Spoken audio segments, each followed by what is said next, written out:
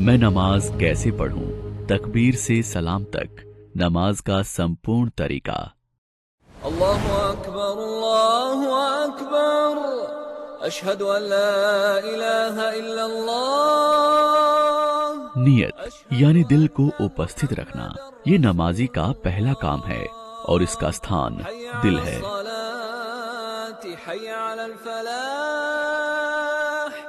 क़द क़ामतिस्सलातु, क़द क़ामतिस्सलाह। हम क़िबला की ओर चेहरा करेंगे। यदि हम इमाम हों अथवा अकेले नमाज पढ़ रहे हों तो अपने सामने सुतरा रख लेंगे।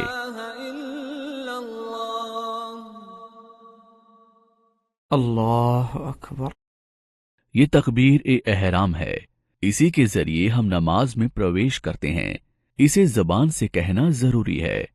तकबीर कहते समय हम अपने दोनों हाथों को अपने कंधों के बराबर उठाएंगे और अपनी उंगलियों के भीतरी भाग को क़िबला की ओर कर लेंगे, या फिर हम उन्हें उक्त पद्धति से दोनों कानों के बराबर उठाएंगे। तकबीर के बाद दोनों हाथों को सीने पर, सीने के नीचे तथा नाभि के ऊपर या फिर नाभि के नीचे रख लेंगे। तीनों रूप सही हैं। अपने दाएं हाथ को बाएं हाथ की हथेली पर रखेंगे या फिर दाएं हाथ की हथेली से बाएं हाथ की हथेली की कलाई को पकड़ लेंगे। अल्लाहुम्मा बाअिद बैनी व बैन खतायाया कमा बाअदत बैन अल-मशरिक़ वल-मग़रिब। अल्लाहुम्मा नक़्क़िनी मिन खतायाया कमा युनक़्क़ा अथ-थौबु अल-अब्यज़ु मिन अद-दनस। अल्लाहुम्मा अग़सिलनी मिन खतायाया बिस-सल्जि वल-माइ वल-बरद। तकबीर ए एहराम के बाद तथा क़िरात से पहले दुआ ए इस्तिफ़ताह, नमाज पढ़ने की दुआ पढ़ेंगे। नमाज आरंभ करने की अन्य दुआएं भी आई हैं। सुन्नत ये है कि उनमें से कभी किसी को पढ़ा जाए तो कभी किसी को। अऊज़ु बिल्लाहि मिनश शैतानिर रजीम। दुआ ए इस्तिफ़ताह के बाद औज़ु बिल्लाहि मिन शैतानिर रजीम, बिस्मिल्लाहिर रहमानिर रहीम और उसके बाद सूरा फातिहा पढ़ी जाएगी। हम एक एक आयत को पूर्ण विनम्रता तथा इत्मीनान के साथ पढ़ते जाएंगे। आमीन। आमीन कहना सुन्नत है।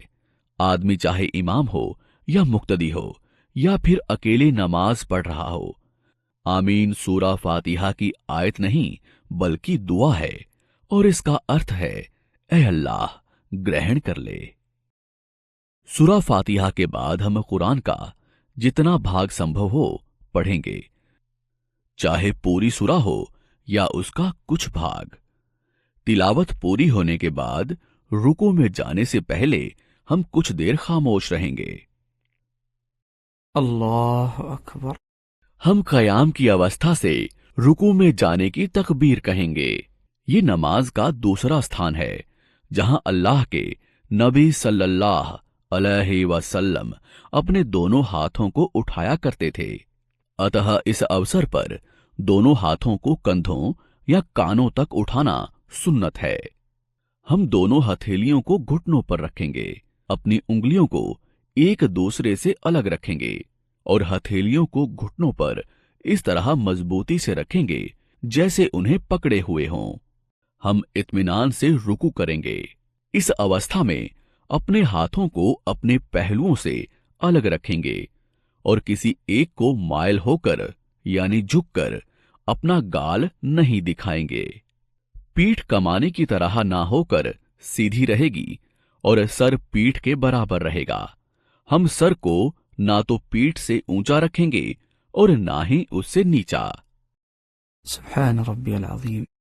हम इस तस्बीह को 3 बार कहेंगे जो कि संपूर्णता की निम्नतम संख्या है, जबकि 1 बार कहना भी काफी है। हम चाहें तो 3 से अधिक बार भी कह सकते हैं।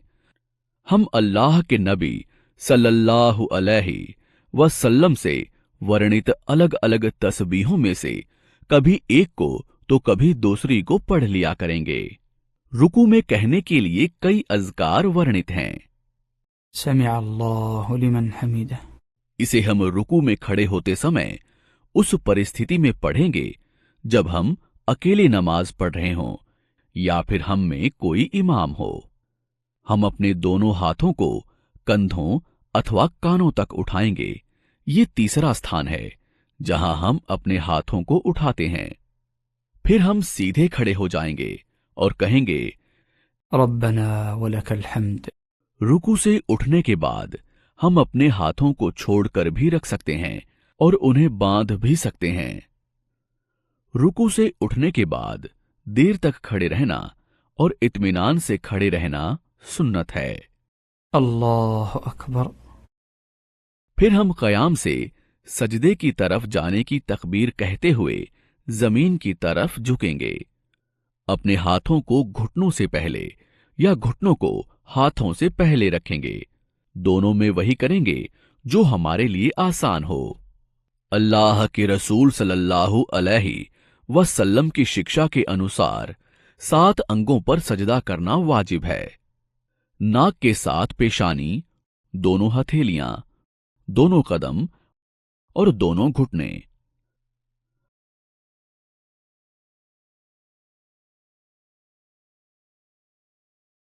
हम दोनों कदमों की उंगलियों के किनारों का मुंह किबला की ओर रखेंगे और दोनों पैरों को खड़ा रखेंगे। दोनों रानों को एक दूसरे से अलग और पेट को उन दोनों से अलग रखेंगे।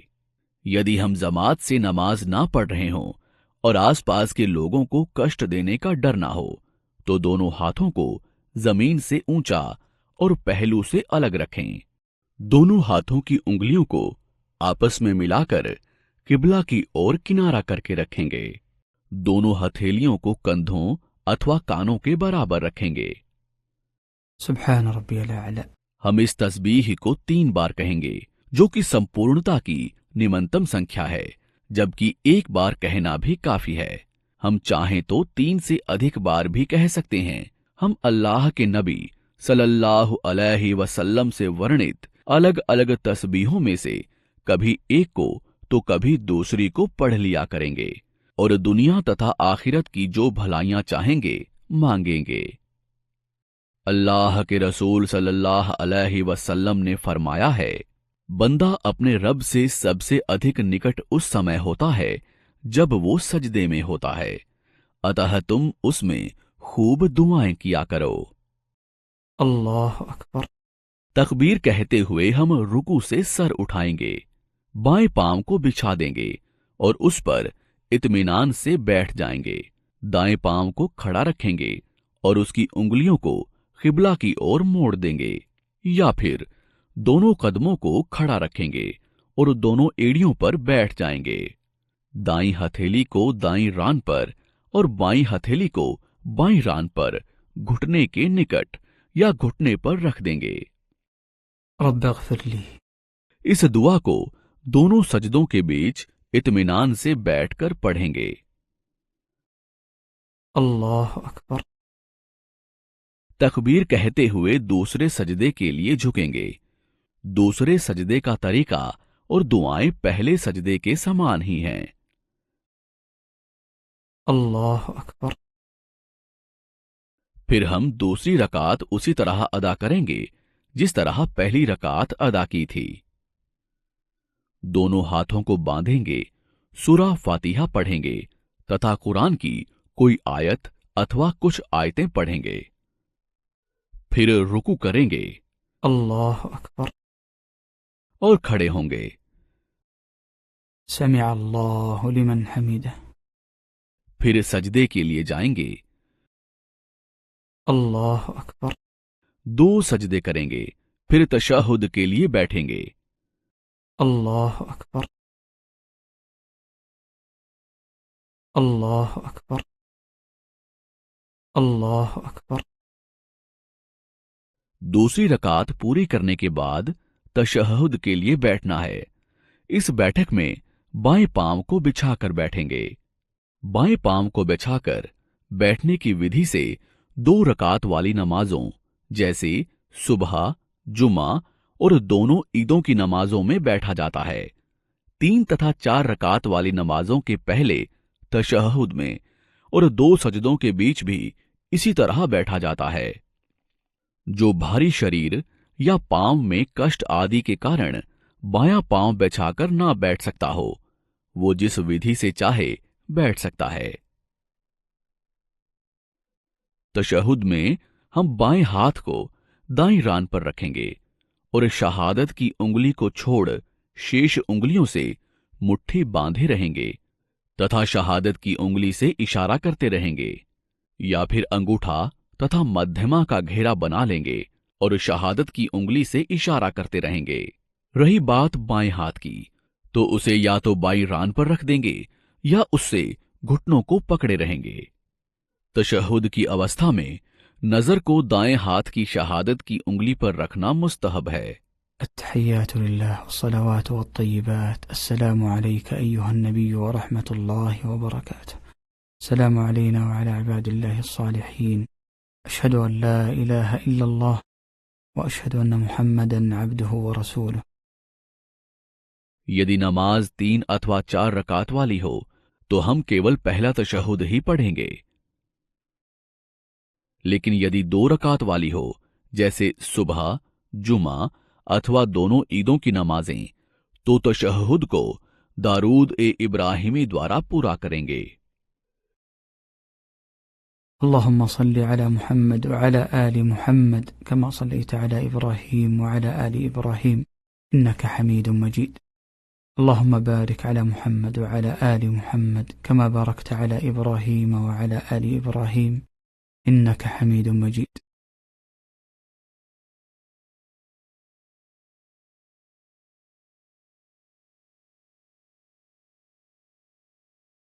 السلام عليكم ورحمة الله السلام عليكم ورحمة الله।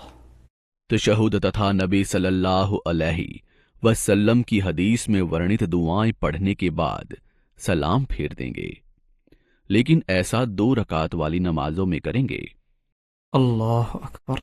हम हल्के से सुनाकर अल्लाहु अकबर कहेंगे।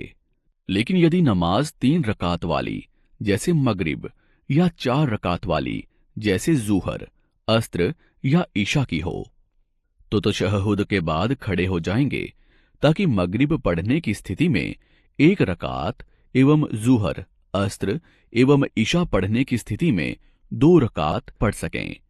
शेष रकातों के कयाम में सूरा फातिहा पढ़ेंगे और साथ ही सारे कार्य करेंगे और दुआएं पढ़ेंगे, जिनका विवरण रुकू, सजदा, कयाम एवं बैठक के अंतर्गत आ चुका है। अल्लाहु अकबर।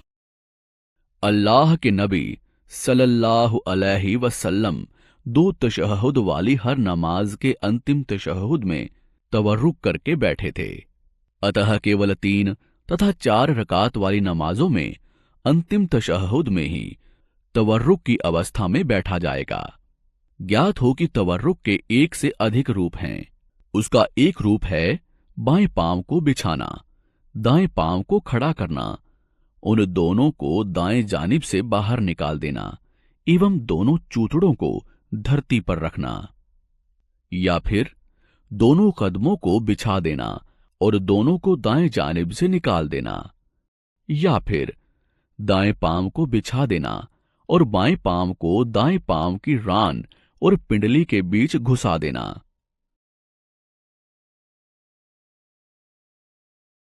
अंतिम तशहुद की बैठक में हर तशहुद पढ़ने और फिर उसके बाद अल्लाह के नबी सल्लल्लाहु अलैहि वसल्लम पर दारूद भेजेंगे। सलाम से पहले और तशहुद पाठ करने के बाद हम निम्नलिखित 4 चीजों से अल्लाह की शरण मांगेंगे: जहन्नम की यातना से, कब्र की यातना से, जीवन तथा मृत्यु के फितने से और काना दज्जाल की बुराई से। फिर दुनिया एवं आखिरात की जितनी भलाइयां चाहें मांगेंगे। अस्सलामु अलैकुम वरहमतुल्लाह, अस्सलामु अलैकुम वरहमतुल्लाह। नमाज पूरी करने और उससे बाहर निकलने के लिए सलाम फेरना जरूरी है। सलाम फेरते ही हम अपनी नमाज पूरी कर लेंगे। अस्तगफिरुल्लाह, अस्तगफिरुल्लाह, अस्तगफिरुल्लाह।